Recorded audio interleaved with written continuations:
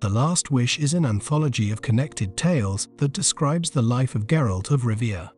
As a Witcher, Geralt has gone through a rigorous training program to acquire the ability to battle monsters. Every chapter switches between a tale from Geralt's past and his current sojourn in the Melitele temple.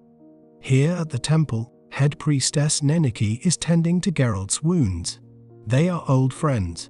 Sensing that something is off with him, Nenneke tries to talk him into sitting for a trance.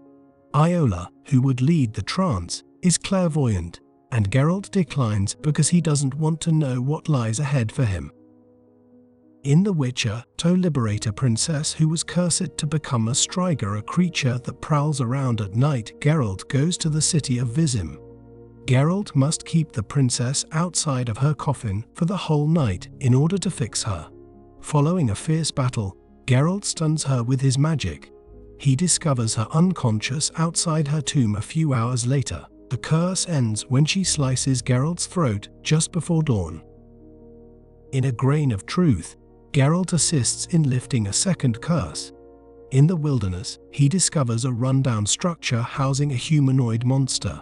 The beast identifies himself as Nivellen and extends an invitation for Geralt to come inside when he doesn't recoil.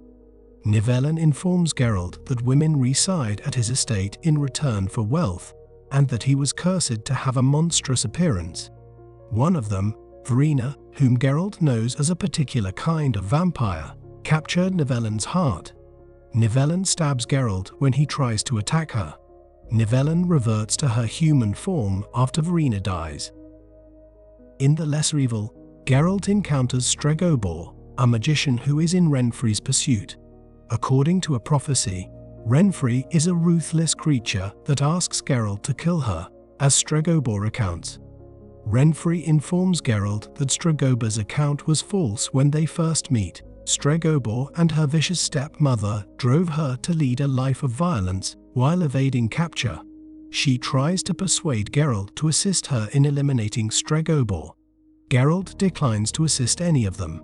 He finds out the next morning that one of Renfri's men was responsible for a massacre in a different town.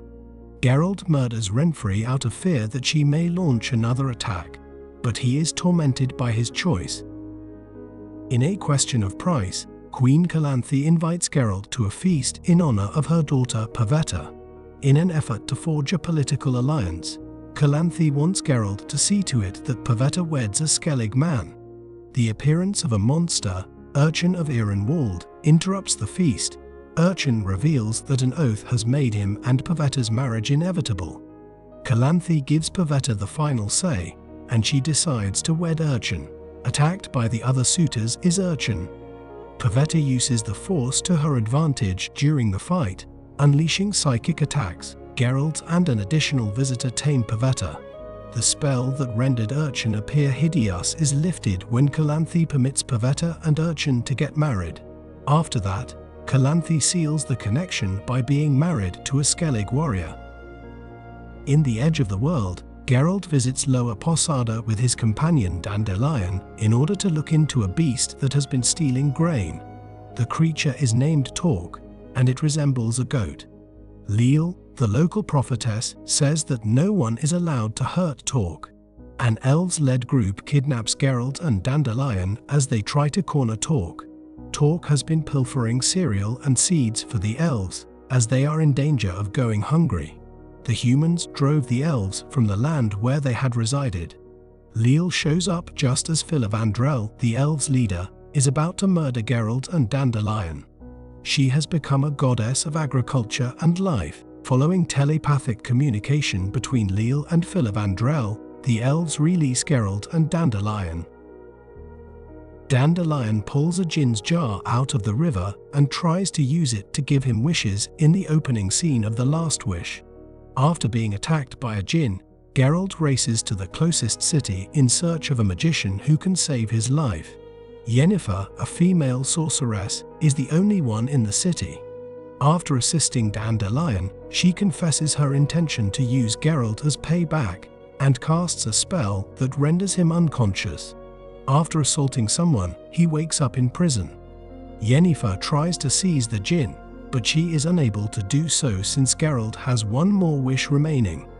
When he uses it, the djinn vanishes. The wish binds Yennefer and Geralt to each other. Knights of the White Rose Order confront Dandelion and Geralt at the Temple of Melitele after a few days. They insist that Geralt engage in a rigged duel with one of them. After Geralt prevails, Dandelion and he have to head off quickly. Geralt touches Iola by mistake as he bids Nenneke farewell, and the three of them glimpse a graphic vision of Geralt's future. Nenneke says a heartfelt goodbye to Geralt.